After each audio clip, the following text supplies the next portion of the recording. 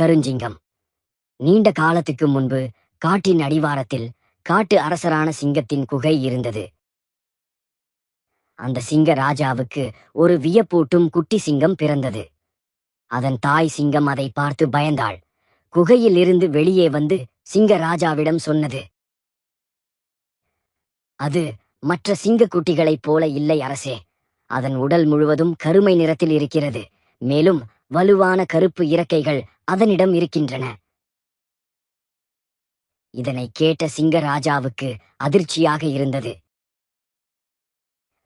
அச்சத்தில் சிங்கராஜாவும் புதியதாக பிறந்த அதிசய சிங்க குட்டியை பார்க்க குகையை நோக்கி நடந்தது. அந்த அதிசய சிங்க குட்டியை பார்த்துவிட்டு அதுவும் சோகமாக குகையில் இருந்து வெளியே வந்தது.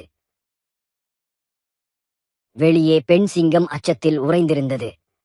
வெளியே வந்த சிங்கராஜா பெண் சிங்கத்திடம் வேதனையாக பேசியது. இது சிங்கமா அல்லது பாதாள லோகத்தில் இருந்து வந்த ஏதோ மாய விலங்கா என்று கேட்டது சிங்கராஜா. இருவரும் பேசிக்கொண்டிருக்க கருப்பு நிற குட்டி சிங்கம் இறக்கைகளுடன் குகையில் இருந்து வெளியே வந்தது. கருப்பு நிற குட்டி சிங்கத்தை பார்த்து மேலும் இருவரும் பேசிக்கொண்டனர். இது நமக்கு கிடைத்த வரமா இல்லை சாபமா என்று பேசிக்கொண்டிருந்தனர். அப்பொழுது வயதான காட்டு யானை ஒன்று அங்கு வந்தது. அரசே, நீங்கள் பேசுவதை கேட்டுதான் இந்த பக்கம் வந்தேன். நீங்கள் பயப்பட வேண்டாம். இந்த அதிசய குட்டி சிங்கம் வரம்தான், சாபமல்ல. வருங்காலத்தில் இந்த காட்டை இவன்தான் காப்பாற்றப் போகிறான்.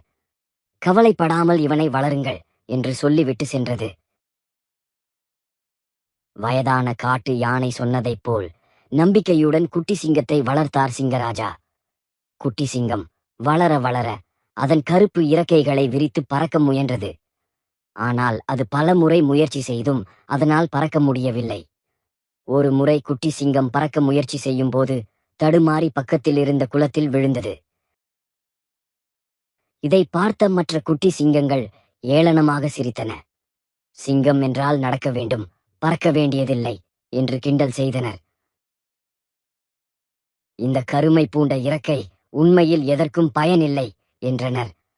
ஆனால் சிங்கக்குட்டி இதை பொருட்படுத்தவில்லை. தொடர்ந்து பறக்க முயற்சி செய்து கொண்டே இருந்தது. இதனை பார்த்த காட்டு மிருகங்களும் சிங்கக்குட்டியை கிண்டல் செய்தனர். இதனால் மனவேதனையோடு குகைக்கு திரும்பியது. சிங்கக்குட்டி சோகமாக வருவதை பார்த்த தாய் சிங்கம் கேட்டது, இன்னைக்கு என்ன ஆனது, ஏன் சோகமாக இருக்கிறாய் என்று கேட்டது. அதற்கு சிங்கக்குட்டி நடந்ததை சொன்னது. அதற்கு தாய் சிங்கம் சொன்னது, நீ இப்படி பிறந்திருக்கின்றாய் என்றால் இதற்கென ஒரு காரணம் இருக்க வேண்டும் என்று உனது உள்ளத்தில் உறுதியாக நின்று முயற்சி செய். கவலைப்படாதே. இன்று உன்னை ஏளனம் செய்பவர்கள் நாளை உன் புகழ் பாடுபவர்களாக இருக்கலாம் என்றது தாய் சிங்கம். சிங்கக்குட்டி மனதில் உறுதியுடன் மீண்டும் பறக்க முயற்சி செய்து கொண்டே இருந்தது. நாட்கள் ஓடின. சிங்கக்குட்டியும் வளர்ந்தது. ஒரு நாள் காட்டில் இருட்டு சூழ்ந்தது. வானம் கரிய மேகங்களால் மூடப்பட்டது. இடியுடன் கூடிய புழுதி புயல் வெறித்து பாய்ந்தது.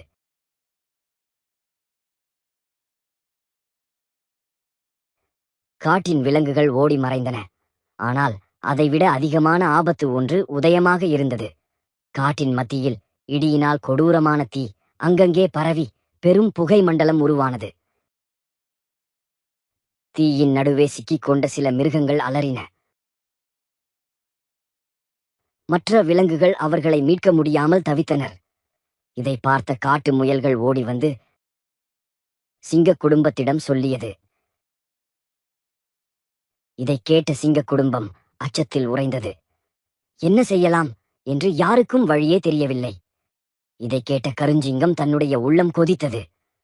நான் இதை தடுத்தே ஆக வேண்டும் என்று அது கர்ஜித்தது.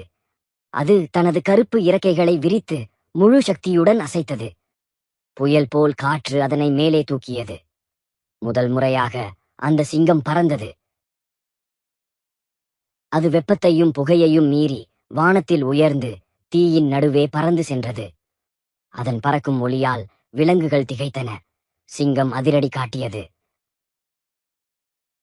அது தீயின் நடுவே மாட்டிக்கொண்டிருந்த மிருகங்களை ஒவ்வொன்றாக தன் முதுகில் ஏற்றி எறியும் தீயிலிருந்து பறந்து வெளியே வந்து காப்பாற்றியது.